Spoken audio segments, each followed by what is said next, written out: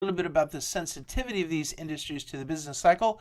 There's three factors that determine the sensitivity of a firm's earnings to the business cycle, and the first one is the sensitivity to sales. If the business cycle is going up or going down, the question is, are these sales going to be necessities or discretionary? And if the economy is going down, the discretionary goods are certainly going to fall, whereas necessities are not. The example of this, of course, is tobacco.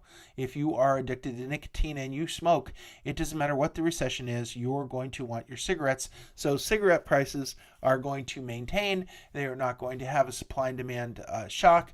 Therefore, it is easily understood that the business cycle is not very sensitive to tobacco, whereas machine tools and steel and autos and so on would be sensitive to price changes and the economic cycle.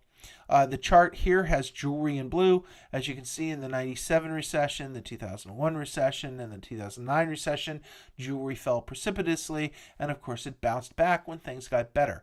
Compare that to groceries in the black line, and you've got groceries fairly steady. I mean, there's a little bit of change in it, and of course it went down a little bit in 2009, as everything did, but in general it's much more or much less volatile. The second one is operating leverage, the split between fixed and variable costs. Firms with low operating leverage, in other words, less fixed assets, are less sensitive to business conditions. In other words, they don't have as much operational costs. They don't have as many costs that go involved into their operations. Therefore, if things slow down, they have variable costs. They simply pay everyone less.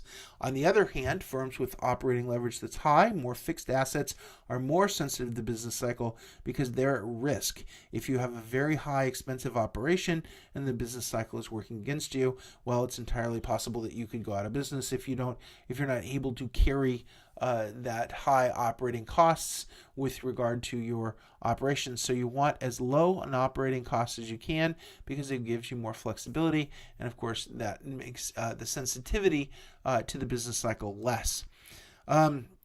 The operating leverage of two different firms here.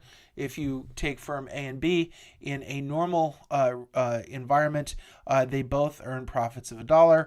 In a recession, you can see that the operating changes. They have 5 million sales, $2 per unit, $10 in revenue. Fixed costs. The fixed cost difference is $5 for company A and $8 for company B. The variable costs are the total costs are 10, but the variable costs are less. The company with the less fixed costs in a recession ends up making zero profits. The one with the fixed costs ends up losing money. And the reason, of course, for that is because there are more costs involved that they can't get rid of when the recession happens. On the other hand, in an expansion, the fixed costs stay the same, but the variable costs don't rise as much because they're in fixed costs. So the variable costs for a firm with less fixed costs go up, so they do make money in an expansion, but they don't make as much money as someone that's invested heavily in their fixed costs. So this is the difference in operating leverage throughout the business cycle. And that will inform your investing decisions. If you feel the recession is coming on, what are you going to do? You're going to move to company A. And if you feel there's expansion moving on, you're going to move to company B, because that is the natural way the operating leverage will play out with regard to profits for the company. And of course, the profits will play out in the price of the stock. Investment through the business cycle, financial leverage. We know financial leverage is the amount of borrowing that we use, and the interest is a fixed cost that increases the sensitivity to profits in the business cycle. I've covered this several times. We know that if we buy a house for $500,000 with a $400,000 down payment, that this is a really important portion of how much money we earn. If we have a large amount of financial leverage and we use a lot of borrowing, that when things are going up, we make a lot of money. When things are going down, we don't make a lot of money. So you can see that the economic activity, the peak, contraction, trough, expansion, peak. This is the typical business cycle. If we applied that to our house, no matter where we bought a house, when